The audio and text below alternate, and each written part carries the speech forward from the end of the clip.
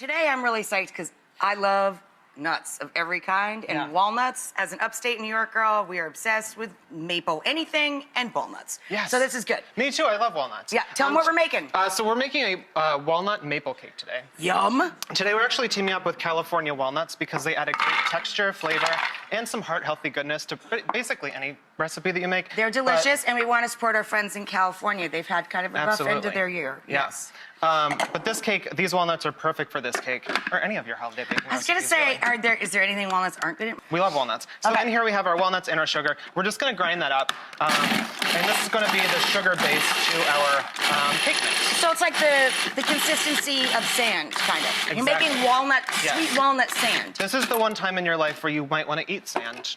Because typically it's not great. But when you add walnuts, Very true. It's wonderful.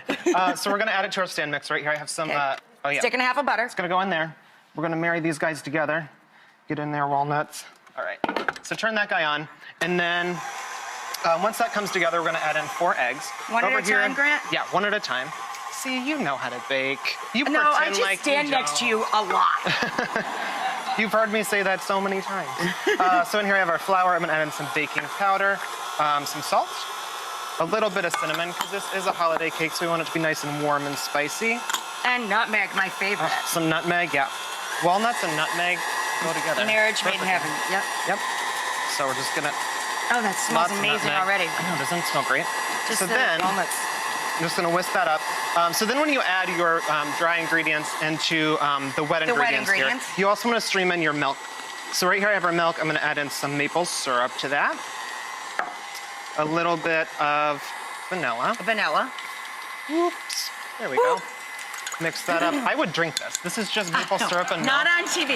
You have to keep talking. I just turned into Buddy the Elf. I'm just gonna pour all my maple syrup in it. I love Buddy. I know, me too. Isn't it best? Candy cane, candy corn, and maple syrup. Those are the 4 basic food groups. Whoops. So then we just slowly add in all of these ingredients. It eventually comes together and looks like a beautiful batter like this. Over here I have a sheet pan. You know, I'm over here working my guts out for you, and you've already got a swap that he made. You gotta take that one home. That one's yours to take home. So okay, then we put that's fine. All of our batter onto our sheet pan right here. I just put some parchment on the bottom. So then you just slather all of your batter onto here. You pop that in the oven. It only takes about 30 minutes to bake, and then it looks like this. So now we're ready to make our layer cake. Okay. So before when I said a layer cake, you might think we're gonna use cake pans, but instead we just use one big sheet tray, and I'm gonna cut this into 2 layers. Trim the edge. Trim the edge, right? And then cut it in half.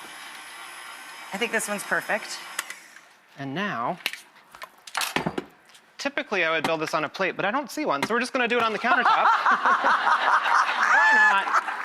And then right here I have our frosting. Boy, is it not so clear to everyone watching that we are an unscripted television show. Yeah, no script here, not at all. So this is some maple, orange, and ginger frosting. The recipe for this is on RachelRatio.com. Is it a cream cheese base or a buttercream? Cream cheese, yeah. Cream cheese base, it's just kind of got the extra layers of some orange zest and ginger going on. Yeah. Yeah, great. And I'm gonna leave the edges of it kind of naked because I like that look of it. Who doesn't like naked cake? I knew you were gonna say that. Right when it came out of my mouth, I was like, why did I say that? So then we're gonna add the rest of our frosting on top. And I like to make this nice and rustic. It's really pretty that way. Rustic, AKA like Rachel could do it. Exactly. So then we have all these fun decorations over here. I have some candied walnuts, and I just kind of ground those up. I love that flavor on top and that texture. We're gonna sprinkle the top with that. This is gonna look really beautiful, I think. So then we're gonna top it with some candied ginger. Right.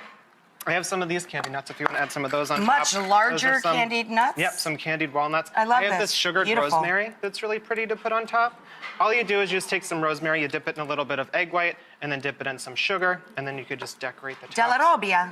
Also, sugar plums.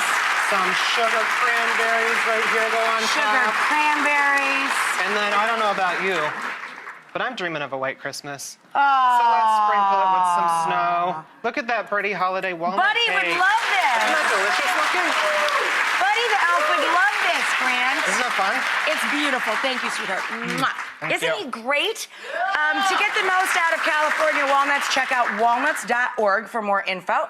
Grab a snack. I bet you Grant made you very hungry, and we will be right back.